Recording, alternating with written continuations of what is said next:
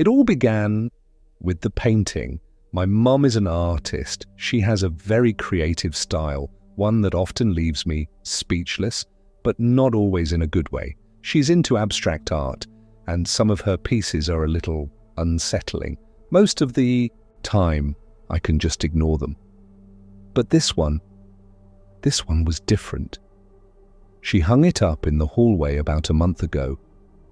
It's dark and chaotic, filled with harsh blacks, deep reds, and blurry shapes that shift if you stare at them long enough. At first, it just seemed like another of her weird creations, but I couldn't shake the feeling that it was alive. Every time I walked by, I felt like something in the painting was moving out of the corner of my eye. But whenever I looked directly at it, it was still. At first, I told myself it was nothing, just my imagination. But it kept happening. Every time I passed that hallway, I'd get a chill. Something about that painting just felt wrong. One evening, after I'd spent too long on my phone, I walked down the hallway and glanced at the painting again. This time, I could have sworn it flickered, not just a trick of the light, but a true glitch. The dark swirls in the painting pulsed and flickered, shifting between shades of black and grey and a strange reddish hue. It wasn't like anything I'd seen before. I turned to look directly at it and everything stopped. The painting looked perfectly normal, like it always had. But my heart was racing and I knew I wasn't imagining it. I grabbed my phone. If I could capture it on video, maybe I could prove to myself it wasn't all in my head. Recording starts. All right, I'm in the hallway now, I whispered, my voice shaky. I'm going to turn the camera toward the painting without looking at it directly. I slowly turned the phone, making sure not to look at the painting. For a moment, everything seemed fine. Then I saw it. The colors in the painting flickered again. They twisted like static on a screen. Red, black, grey. They were shifting in a way that made my stomach turn. What the fuck? The moment I looked directly at it, everything stopped. The painting was still.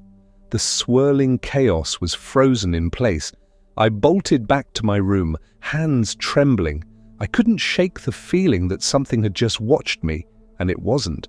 Just the painting. The next morning, I tried to convince myself that I had just been tired, that it was all a trick of the light. But when I stepped into the hallway, I felt it again. A deep, unsettling chill. The painting looked normal at first glance, but when I looked closer, I saw it.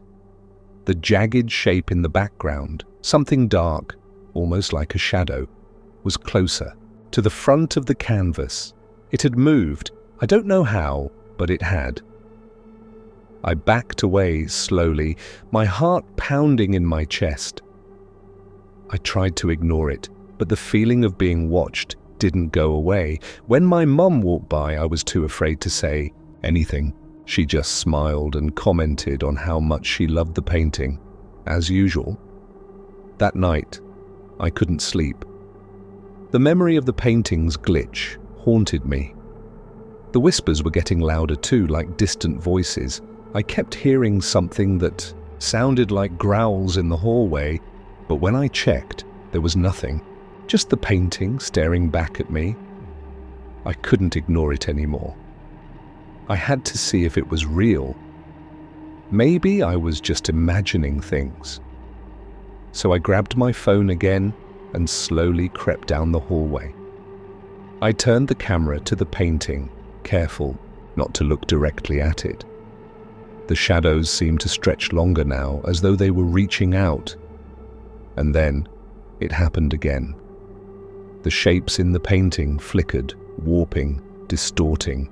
The deep reds bled into a darker, almost black hue, and one of the figures seemed to move.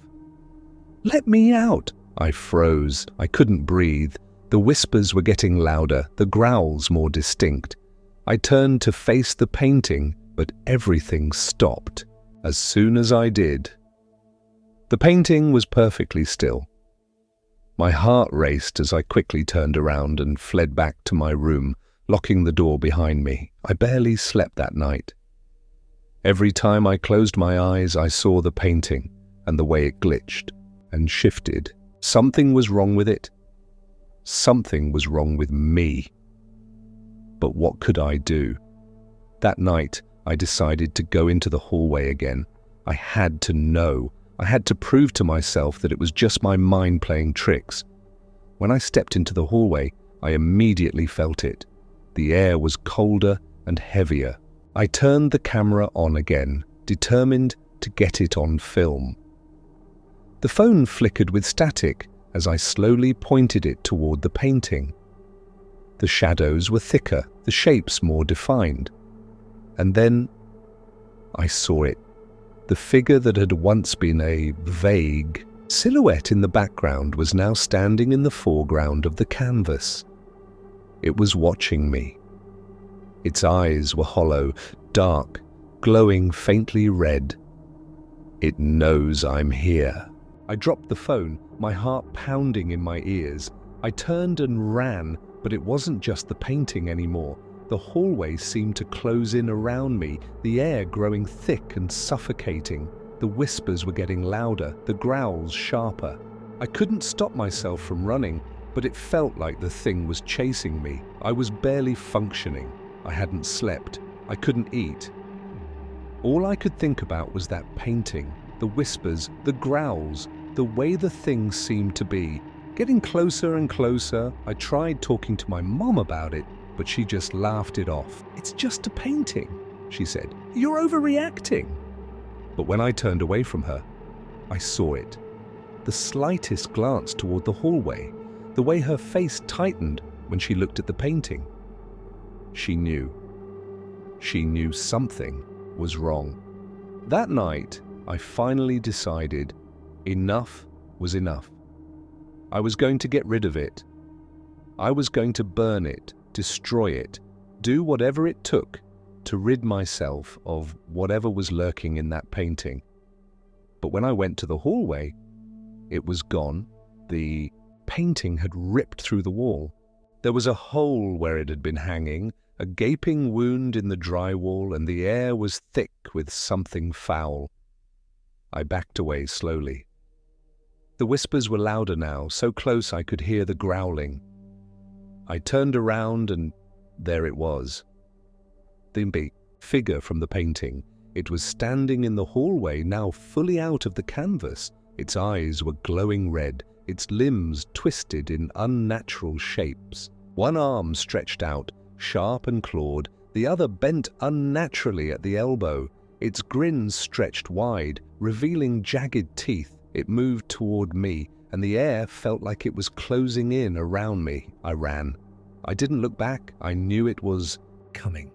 I couldn't avoid it anymore. The creature was getting stronger. I could hear it, its growls, the sound of its limbs shifting, its twisted whispers. It was coming for me. I sat in my room, clutching a baseball bat. The lights flickered. The house was silent, but I could hear it. And then the door burst open, not like a person walking in, but like it exploded. The figure was there, standing in the doorway. Its eyes glowed red, and the air around it crackled with malice. I tried to fight back, swinging the bat, but it didn't even flinch. Its arm shot out, grabbing me by the neck and lifting me off the ground. I couldn't scream. I couldn't breathe. The last thing I saw was the creature's mouth opening wide, its teeth snapping as it bit down. The next morning, my mum woke up to a house in chaos. The front door was wide open, the walls were scratched, and the hallway was destroyed. The painting was gone. There was only a gaping hole in the wall. I was gone. Days passed. The police couldn't find any trace of me. It was like I had disappeared. But then reports started circulating. Strange sightings of a tall, shadowy figure with glowing red eyes. People heard growls and whispers in the dark.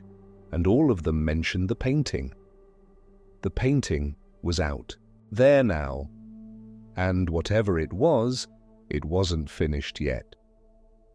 Authorities are investigating a series of strange incidents in local neighborhoods involving a tall, shadowy figure with glowing red eyes.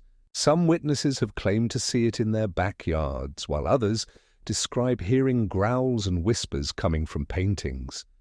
Local police are warning residents to stay indoors after dark, but no one knows where the figure comes from or what it wants.